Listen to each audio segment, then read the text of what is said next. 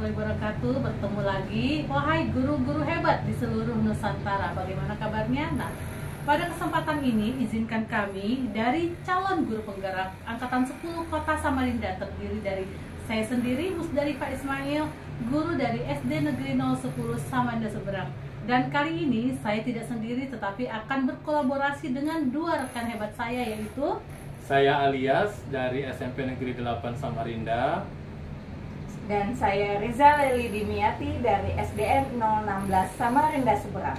Nah, adapun pada kesempatan ini kami akan membuat demonstrasi kontekstual pada modul 2.3, yaitu bagaimana melakukan praktik coaching.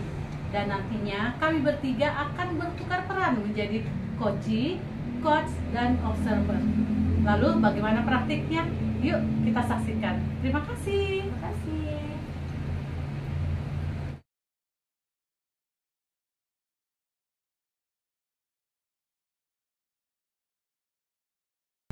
Assalamualaikum Bu Mus. Waalaikumsalam Pak Alias. Alhamdulillah. Bagaimana kabarnya Ibu? Alhamdulillah kabar saya baik Pak Alias. Nah, apa nih yang bisa saya bantu nih Pak Alias? Iya, gini Bu Mus, saya di sini kan berperan sebagai observer ya. Oh ya, sebagai observer. Jadi sebelum kita melakukan coaching, Iya. sebagai awal saya akan menanyakan beberapa pertanyaan nih sama Bu Mus. Oh, boleh silakan. Iya. Saya akan mendiskusikan tentang rubrik penilaian kita hari ini, Bu. Baik Bu Mus, pada coach dan coachee hari ini saya akan mengamati nih mengenai rubrik penilaian, apakah sudah sesuai alur kita atau belum. Oh, iya, Ya. baik. Kemudian yang kedua, apakah pertanyaan-pertanyaan yang Ibu berikan itu sudah berbobot atau belum ya pada coachee. Kemudian juga bagaimana coachee tersebut juga merespon atau menanggapi pertanyaan-pertanyaan dari Ibu sebagai coachnya, ya. Kemudian jangan lupa juga Bu Mus, yang kita diskusikan hari ini yaitu mengenai prinsip-prinsip coaching. Di antaranya, oh, iya, prinsip coaching ya. ya di antaranya itu kemitraan, kemudian proses kreatif, ya, dan melakukan potensi. Ya. Baik, pertanyaan pertama nih buat Bu Mus nih, kompetensi apa sih yang ingin Ibu kembangkan pada coaching hari ini, Bu? Kalau saya inginnya ketika proses coaching hari ini, kompetensi yang dikembangkan itu tentunya kehadiran penuh, kemudian bagaimana menjadi pendengar yang aktif, serta bisa memberikan pertanyaan-pertanyaan yang berbobot, Pak Alias. Gitu. Ya. Kemudian Bu, pertanyaan yang kedua ini, kompetensi mana yang akan Ibu kembangkan secara spesifik? Kalau kompetensi yang ingin saya kembangkan atau saya tonjolkan lebih spesifik itu, saya inginnya adalah bagaimana menjadi coach yang benar-benar berposisi mendengarkan secara aktif serta dapat memberikan pertanyaan-pertanyaan yang berbobot kepada coachee nantinya, seperti itu. Oke Bu, kemudian indikator bagaimana sih yang Ibu inginkan dalam proses coaching hari ini? Nah, kalau indikatornya sendiri, harapan saya itu nanti di akhir coachee ini sendiri bisa menemukan sendiri solusi-solusinya. Jadi saya ini sebagai coach itu hanya sebagai fasilitator, jadi tidak akan memberikan solusi, tetapi melalui pertanyaan yang berbobot nanti itu harapannya bisa mengundang atau memancing inisiatif maupun gagasan-gagasan untuk solusi itu dari si coachee-nya sendiri, sehingga nanti solusi dari permasalahan si coachee akan muncul dari si coachee-nya sendiri, seperti itu Pak ya. Baik, mungkin demikian dulu ya Bu Mus para observer kali ini. Nah, silahkan Ibu melakukan coaching ke coachnya ya Bu. Oh, baik sekali. Nanti mohon dibantu juga Pak Alias ya. Baik Bu Mus. Kasih Pak Alias. Oke, sama Bu Mus.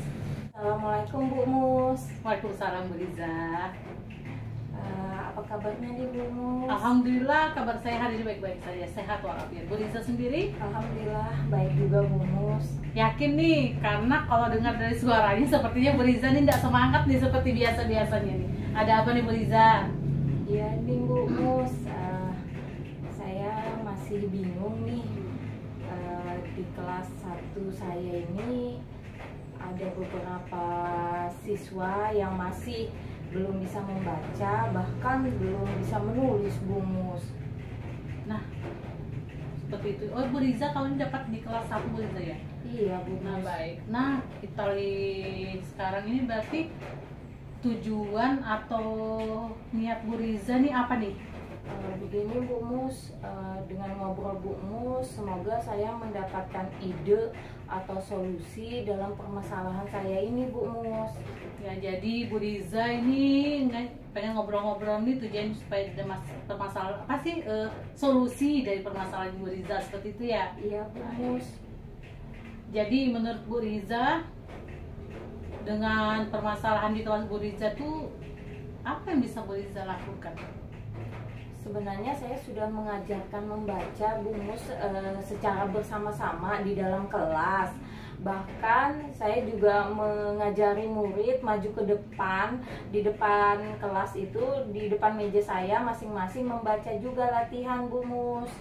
Nah, namun saya rasa ini belum cukup untuk anak-anak bisa membaca dengan lancar dan cepat seperti itu Bu Mus, karena kita tahu kan kelas 1 ini dimana masa transisi antara PAUD ke SD itu, jadi kita membutuhkan sebuah program pembelajaran yang harus sesuai dengan mereka Bu Mus.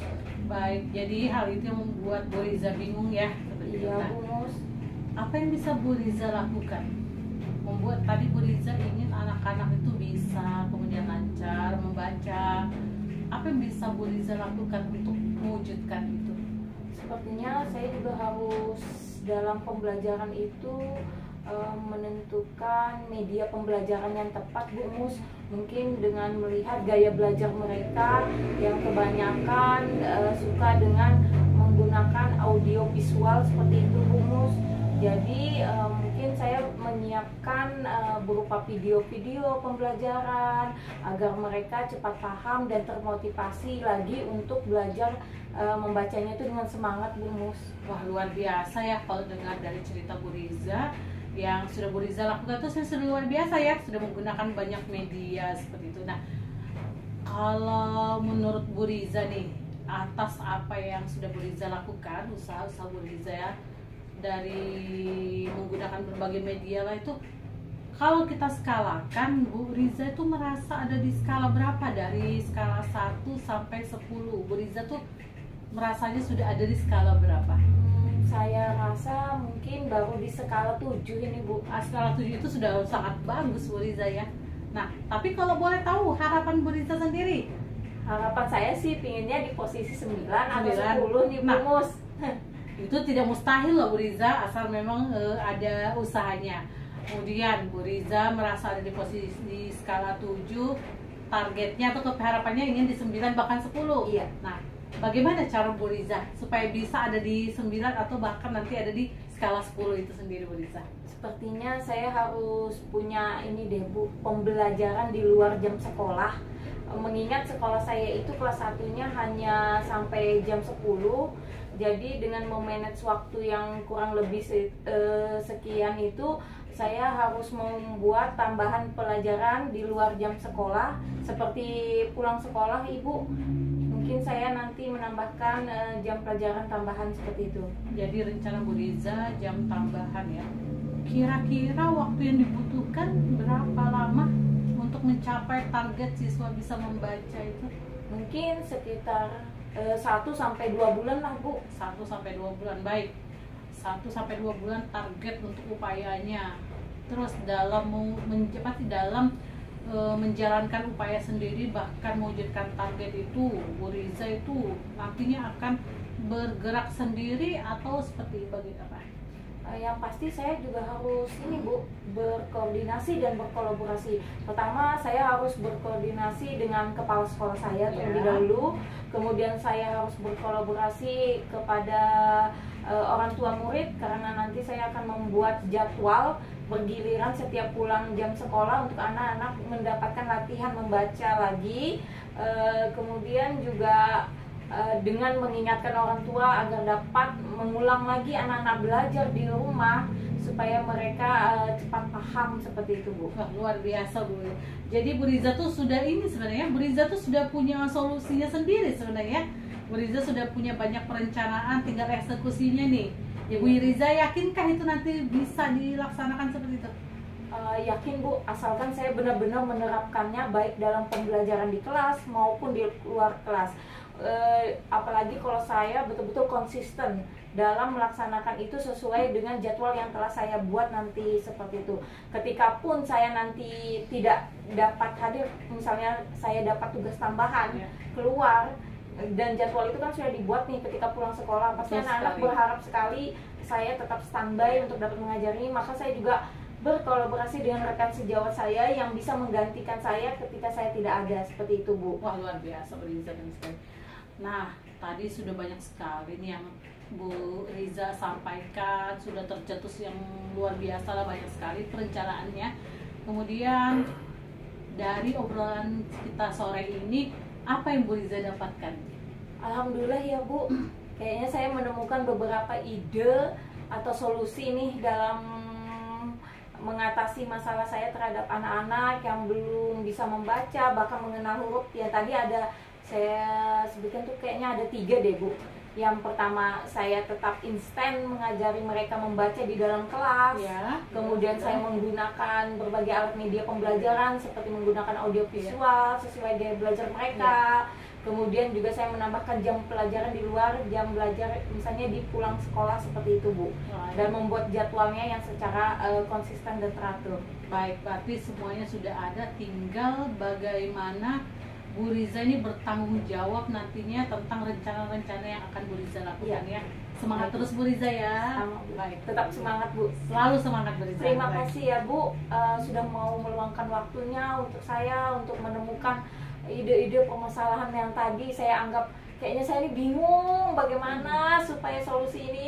Ternyata dengan ngobrol bersama Ibu Mus, saya bisa ternyata dapat menggali diri sendiri juga, masalah itu bisa terpecahkan dengan Ya, sendirinya. karena seperti itu. sebenarnya potensi-potensi itu, kemampuan itu sudah ada sih sebenarnya dalam diri Bu Riza, hanya mungkin karena kekalutan itu maka tidak terpikirkan sampai ke situ. Baik, jadi demikian Bu Riza, semangat. Ya, terima kasih sekali lagi Ya, Bu sama-sama Bu Mus. Riza. Assalamualaikum Bu Mus. Waalaikumsalam warahmatullahi wabarakatuh. Bu Musda. Waalaikumsalam. Nah, ketemu lagi kita Alias ya, gimana Alias? Alhamdulillah Bu, baik. Tadi sudah melakukan coaching ya Bu ya sama Alhamdulillah. Bu Riza ya. Alhamdulillah tadi sudah melakukan proses coaching bersama Bu Riza. Itu gimana tuh Bu? Lancar aja ya Bu ya? Alhamdulillah sih sejauh yang seingat saya tadi semuanya berjalan baik, dan juga sesudah inspeksi ini sudah sesuai dengan alur kita, kemudian di mana sudah kami mengidentifikasi masalahnya apa, sampai kemudian Bu Riza ini bisa menemukan sendiri solusi terhadap permasalahannya. Seperti itu. Baik Bu Musda, sebelum penutupan ini saya akan menanyakan beberapa pertanyaan-pertanyaan nih pasca Ya. observasi ya Bu Musda. Baik. Yang pertama, apa saja yang Ibu sudah lakukan pada coaching terkait indikator ketercapaian yang diinginkan Bu? Baik, yang sudah saya lakukan adalah tadi melakukan proses coaching itu berdasarkan alur tirta, kemudian mencoba bagaimana menerapkan prinsip-prinsip coaching itu sendiri, dan tentunya berusaha menjadi pendengar yang baik dan selalu memberikan pertanyaan berbobot sehingga si coach ini, yaitu dalam hal ini Bu Riza, itu bisa mendapatkan solusi dari permasalahannya sendiri, seperti itu. Iya, baik Bu Musda. Tadi juga saya sudah menilai sih sebagai observer, tadi saya sudah menilai juga bahwa proses yang coaching tadi yang sudah Ibu laksanakan tadi memang sudah berjalan dengan baik Bu. Alhamdulillah, Ya. Alias ya. Ya, serta alurnya juga sudah sesuai dengan alur tirta. Dan Ibu juga sudah berusaha menggali dengan pertanyaan-pertanyaan berbobot sehingga Bu Riza juga dapat menemukan solusi dari permasalahannya Bu. Serta coaching tadi juga dilakukan sesuai dengan prinsip coaching ya. Nah, pertanyaan terakhir nih Bu, sebelum kita tutup, kompetensi apa lagi yang ingin dikembangkan berdasarkan hasil coaching yang ingin dilakukan? Kompetensi siapa nih? Kompetensi saya atau coach saya nih tadi nih Pak? Kompetensi coaching. Oh, jadi saya sebagai coach itu kompetensi yang ingin saya gali itu ke depannya ketika ada lagi proses coaching seperti tadi, saya ingin bisa menjadi coach yang lebih baik lagi, yang bisa lebih memahami lagi coach saya dan bisa ini sih memberi motivasi kepada coach agar selalu memikirkan sebenarnya ide itu pasti ada, hanya saja mungkin dipengaruhi oleh kekalutan dan pikiran-pikiran yang membuat coach ini sebenarnya teralihkan. Padahal sebenarnya setiap coach itu memiliki potensi sendiri dalam dirinya. Nah, itu yang ingin saya gali, bagaimana saya bisa menjadi coach yang baik sehingga bisa memfasilitasi coach saya untuk menggali potensi yang ada dalam dirinya, sehingga solusi dari permasalahannya itu keluar dari coach sendiri, bukan dari saya sebagai coach. Seperti itu Pak Yes. Baik Bu Musda, semoga kedepannya bisa lebih baik lagi ya Bu Musda. Terima kasih, dan Pak melaksanakan Yes. coachingnya ya. Terima kasih Pak Yes. Ya. Demikian dulu observasi kita hari ini ya Bu Musda. Semoga bermanfaat bagi kita. Amin. Saya Sama-sama, tutup. Assalamualaikum warahmatullahi wabarakatuh. Waalaikumsalam Pak Yes. Terima kasih.